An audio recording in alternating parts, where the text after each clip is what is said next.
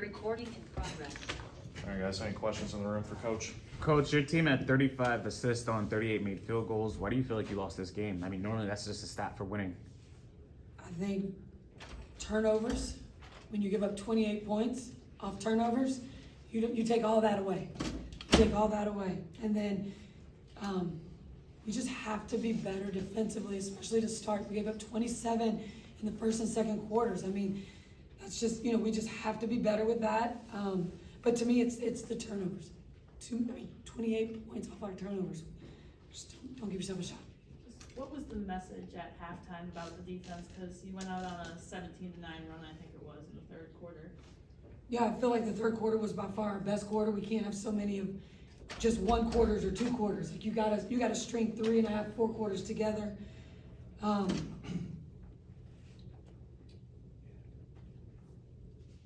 We had 93 points. When you score 93 points, like you give yourself a chance to win the game.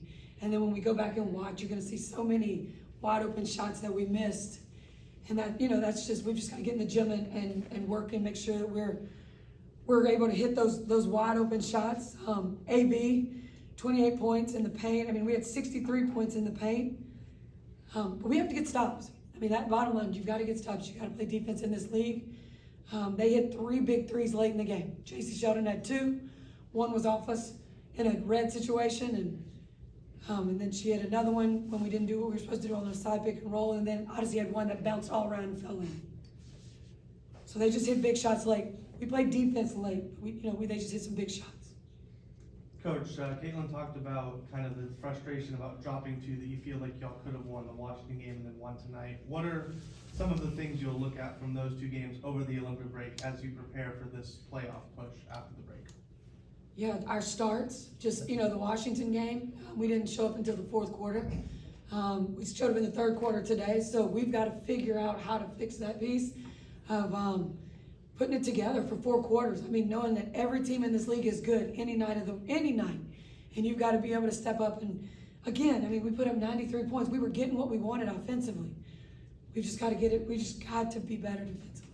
And Coach, if you can rate anything, or like for us, like Caitlin's game, just seeing her over the time that you've coached her, what are some things that maybe is going underrated about how she plays? I mean, obviously she scores the basketball, she can facilitate, but is there anything that we could know about, like, for us, what's underrated about her game? What's underrated about her game? I'm gonna stick to what's positive about her game, man. I mean, she had 19 assists tonight. That was a WNBA record. I mean, she has the ability and her vision to see things. And we're just getting better and better as we play with her to be on the same page with her. I know she's not hitting the shots that she wants to hit. She's really down on herself about not making some shots that she would normally hit. But I mean, 19 assists is incredible. That's incredible. I think it was another record for franchise, most in franchise history. Is that Ryan, in a season? Most in a season, yeah. In a season? 202. And then career high for AB tonight. Against 2 really big players in this league that make it really hard. Coach, you kind of touched on it there, but just talk about as a coach what it's like on the sideline when you see a player in a zone like Caitlin setting a WNBA record tonight. Like, what does that mean for you in her development, and what does it mean for you personally just to see a feat like that? Yeah, I feel, I think looking at the big picture, I'm pretty blessed with the people I have on this team, right? Caitlin Clark, Aliyah Boston, Kelsey Mitchell, Melissa Smith. I've got some really young, great talent that's just going to keep getting better. Throw Lexi Hall into there. She's going to keep getting better, 3rd-year player. Katie Lou, I mean, right now she's beating herself up. She had some shots that she normally would make tonight, so she's really, really down herself, but she just keeps getting better. She was out all last year, just needed time to get her legs under. And so now we'll get this break and we'll get some practice time with these guys, and they're just gonna keep doing this. I mean, it's young talent. It's just gonna keep getting better. For me, it's just exciting the future of the Fever. Coach, would you assess the chemistry between Caitlin and Alyssa specifically? It looked like they were really good in transition. Could you just kind of assess how that's been growing since the beginning? Yeah, I think they're figuring out. If they get out and run, she'll find you. And Liz had some really. She got out and ran off some misses, and I even think a make. And, she's going to find you. I think she had that one drop behind her back pass. Liz was ready for it. That's happened a few times and we weren't ready. She was ready for it this time. But if you're a post player and you're playing with Caitlin Clark or any player, if you get out and run, she's going to find you. And that's just fun basketball. I think I got 2 on Zoom, Alexa and George. Go ahead, guys. Hi, Christy. Just was curious, I know you're probably still in game mode coming on tonight, but when you think ahead to the Olympic break, what does the schedule, I guess, look like for you all, the priorities of making sure everyone, including for your staff and yourself, rest, but getting back in the gym and working on the things like defense that can really matter to make that playoff push? Yeah, we're gonna, this group of people, from players to staff, just needs a time to decompress, and we're gonna give them, several, over a week, just to get wherever you're going, to sit down, sleep, just kind of get back refocused. I think it starts there, and then once we get back, to just practice with no games, you have to figure out a way to keep it creative. You have to be very creative, find ways to get better in certain areas, implement new things, and then play some games. We'll have guys available, we'll have officials, but you have to keep, without games, it gets tough. It gets tough when you're in Indy, so we're gonna practice hard, and we'll give them some more time off and let them, do what they need to do to come back and keep getting ready to make that push, that second half. Sorry, I didn't see Matt's hand up. Matt, you want to go first, and then we'll finish with George. Yeah, hi, Christy.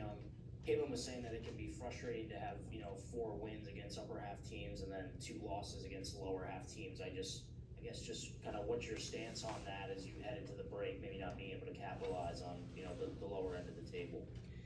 Yeah, we always try to focus on us, right? Like, in those 2 games, we just weren't who we were in those other games against top teams, and it doesn't matter who you're playing night in or night out. Like, you've got to show up and play your game. And we, the Washington game, we didn't do that. The first 3 quarters tonight, first half, didn't do it. Came out in the third, had a really good quarter in the third, and then just couldn't finish in the fourth. But that's just growing. Getting these experiences and knowing you've got to play 40 minutes of basketball on both ends. George, last one. George Boyd from the Just Take Boy Sports Podcast. Coach, we see a lot of times in sports, players break records. They lose focus and they just focus on what they did as opposed to the game. What does it say about Caitlin Clark's maturity that at age 22 she's more focused on the loss and her team as a whole? Yeah, that's hopefully what we're focused on. When is the win. Like that's our goal, that's our focus, a team win. And with that win, with the talent that we have, come those records and all the accolades. But overall, when the team wins, the individuals win. And that's what we've got to keep pressing. I know, it's just different these days, and that's what people are looking at and talking about. But we want to build a culture, and we want to have sustainable wins. We want the Fever to come back and get back into the playoffs. Hadn't been there since 2016. That's our goal. And the only way we do that is we focus as a team on the wins, on the big picture wins. All right, thank you, everybody.